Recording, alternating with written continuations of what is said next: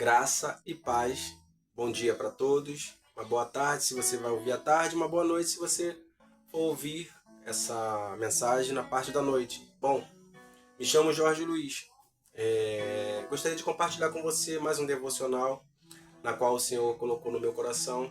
Eu confesso para você que essa palavra ainda está sendo gerada dentro do meu coração. Mas mesmo assim, eu estou me desafiando agora para tentar compartilhar com você um pouquinho do que Deus colocou no meu coração. É mais um texto simples, de fácil entendimento, porque eu entendo que a palavra de Deus ela sempre vai ser simples, mas objetiva naquilo que ela lhe convém fazer. Ela vem como uma espada de dois gumes e a palavra de Deus fala que ela nunca volta vazia, mas ela vai e faz aquilo que lhe apraz.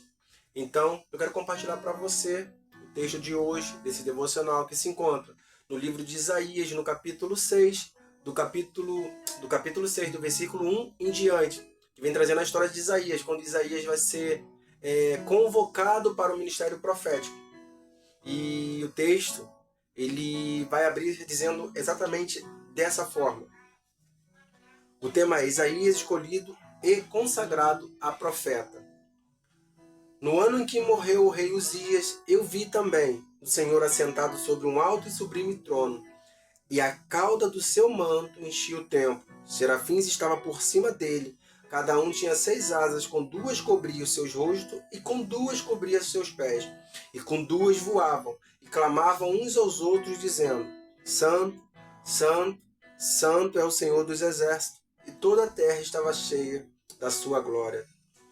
E os umbrais das portas se moviam, e a voz do que clamava, e a casa se enchia de fumaça. Então disse eu: ai de mim, porque sou um homem de lábios impuros, e habito num povo de impuros lábios, e os meus olhos viram o Rei do Senhor dos Exércitos.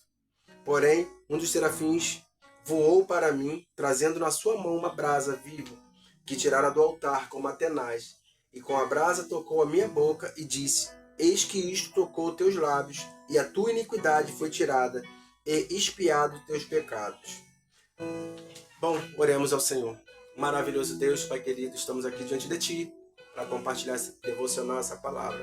Que o Senhor possa estar abençoando cada um que irá ouvir, escutar, e que a palavra possa, Senhor, entrar no teu coração. Que eles venham ser uma terra fértil, para que a tua palavra possa, Senhor, germinar e brotar, Senhor. E para que no futuro se torne uma árvore frondosa, Senhor, cheia de frutos. É a minha oração no nome de Jesus. Amém. Bom, o texto no capítulo 6, no versículo 1, ele vai falar uma menção sobre o rei Uzias, também conhecido como o rei Azarias. Bom, o rei Uzias, para quem não sabe um pouquinho da sua história, ele foi um rei bom. O reino de Israel ele foi dividido em 2 reinos. Israel ficou na parte norte, com a sua capital em Samaria, e Judá ficou no reino do sul, com a sua capital em Jerusalém. Então, o rei Uzias estava reinando no reinado do sul, na capital de Jerusalém. E o texto que eu fui pesquisar estava dizendo que ele até cometeu um bom reino, mas ele ainda sacrificava no alto. E eu fui tentar entender um pouquinho desse sacrifício. Eu quero compartilhar com você. Lá em Números 33, no versículo 50, o Senhor estava no monte com Moisés, e ele havia orientado Moisés, dizendo assim: olha, quando vocês atravessarem o rio Jordão para a cidade de Canaã, para a terra de Canaã, chegando lá você vai expulsar todos os moradores daquela cidade e todo tipo de adoração. Pois bem, então, o povo chegando em Canaã, agora eles vão fazer parte daquilo que Deus fez. E disse, eles vão apenas expulsar o povo, mas vai manter ainda o local de adoração que era no alto, a outros deuses. Então, pesquisando a palavra, me deu a entender que até certo ponto que eles haviam consagrado esse lugar ao Senhor, poderia-se fazer ainda adoração ao Deus de Israel naquele lugar. Só que quando o templo de Israel, o templo do Senhor fosse estabelecido, aquele lugar de adoração deveria ser feito no templo. Só que ainda eles permaneceram fazendo adoração nos altos.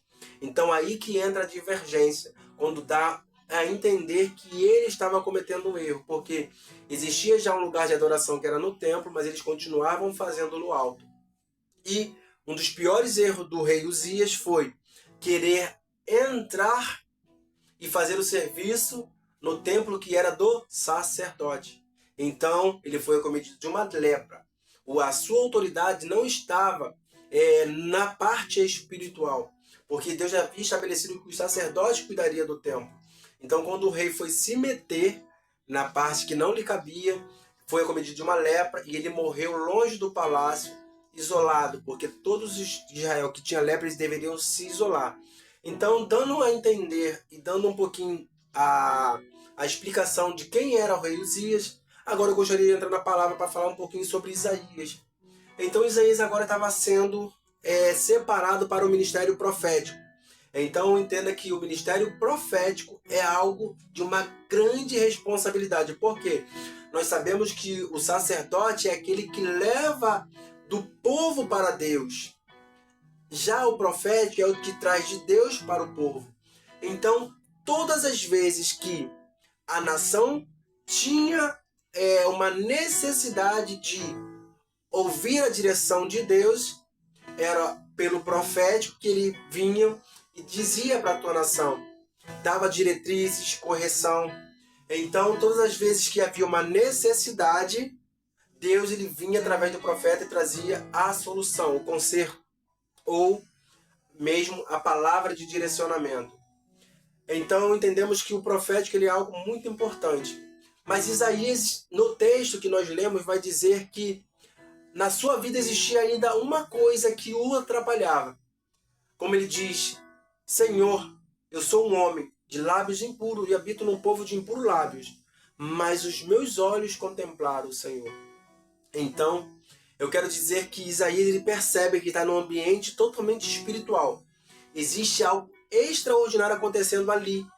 E que Isaías está testemunhando com seus próprios olhos a grandeza do trono de Deus.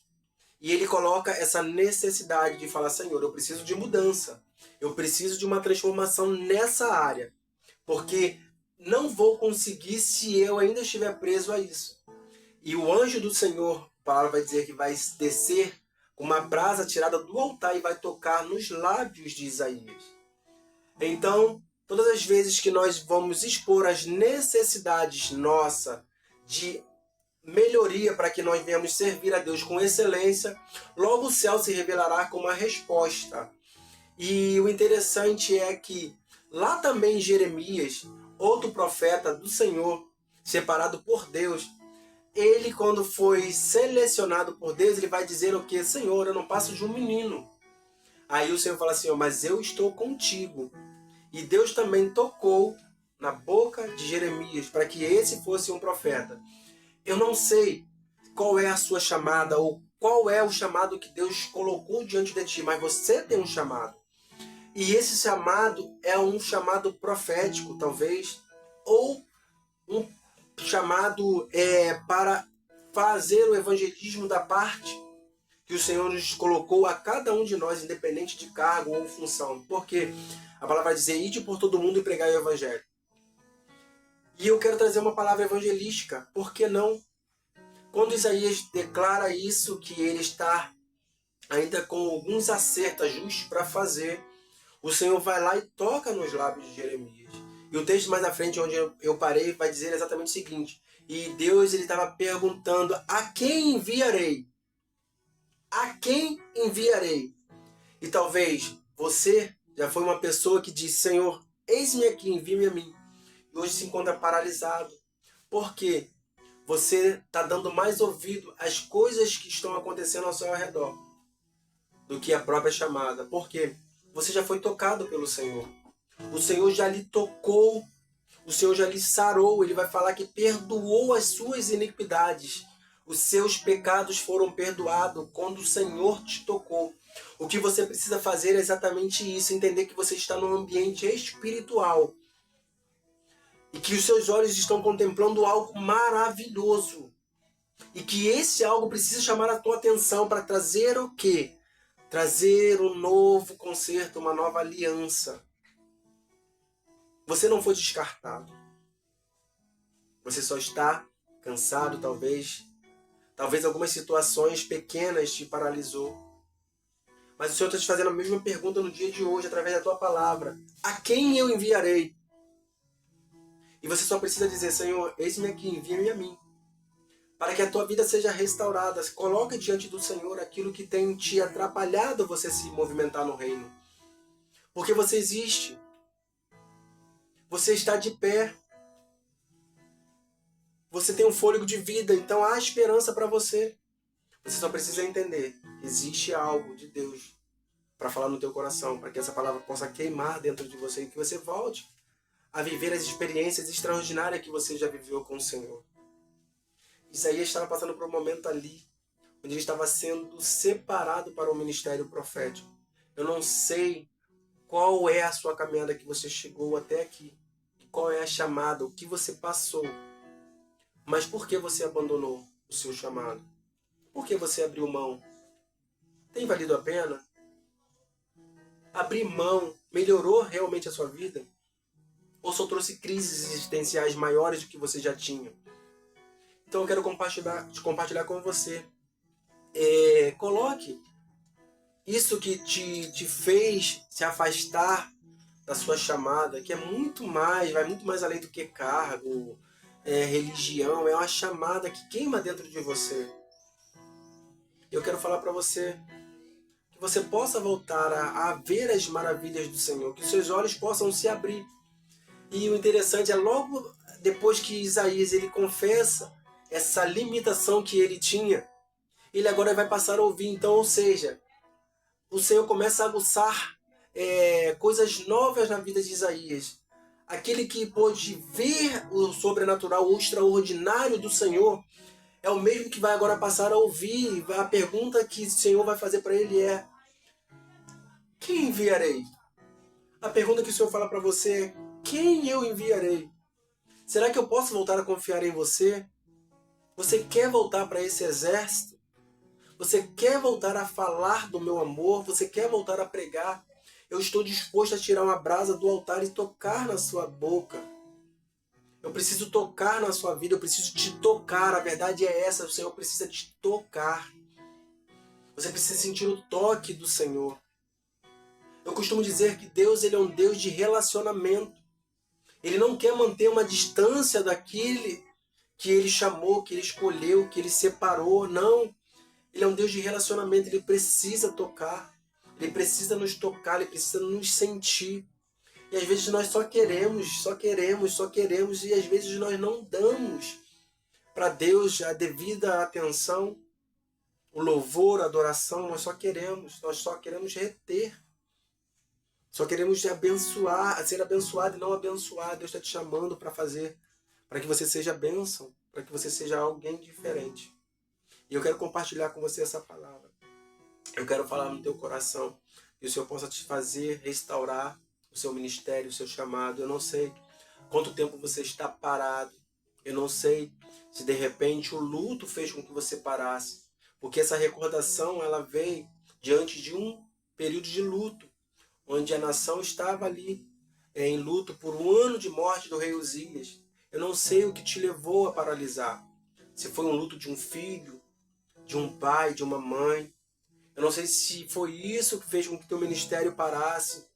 Mas eu quero falar que o Senhor ele tem o poder de fazer com que essa restauração seja na tua vida. Que você possa colocar diante do Senhor aquilo que tem te atrapalhado, aquilo que tem te ferido, te machucado. O Senhor, Ele é um Deus vivo.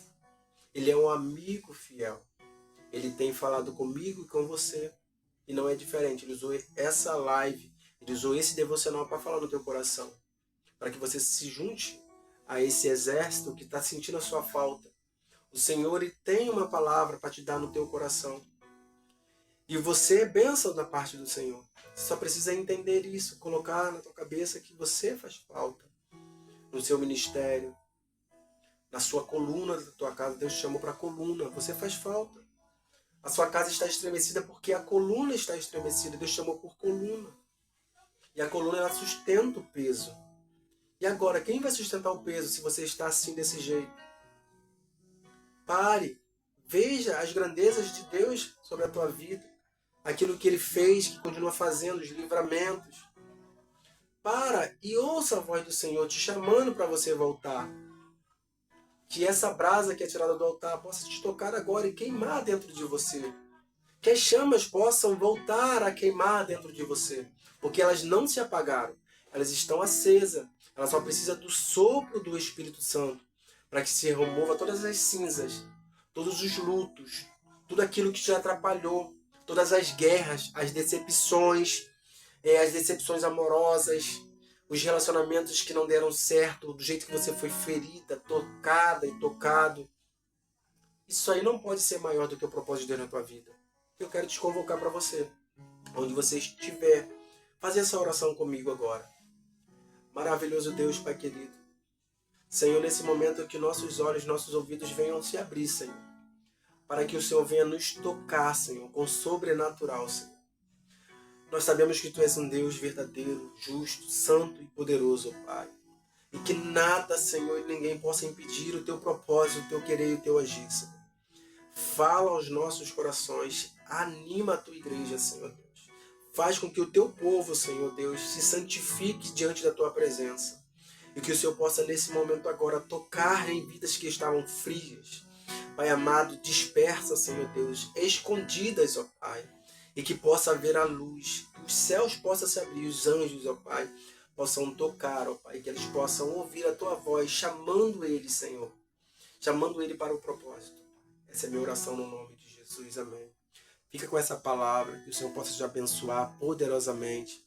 E esse exército precisa de você, porque nós temos amor pela vida, pelas almas. E você faz parte de um exército, Deus te chamou para isso, para você ser ganhadores de vida. Ide por todo mundo e pregar o evangelho a toda criatura. Fica com Deus com essa palavra, que o Senhor possa falar mais no teu coração. Beijo no teu coração.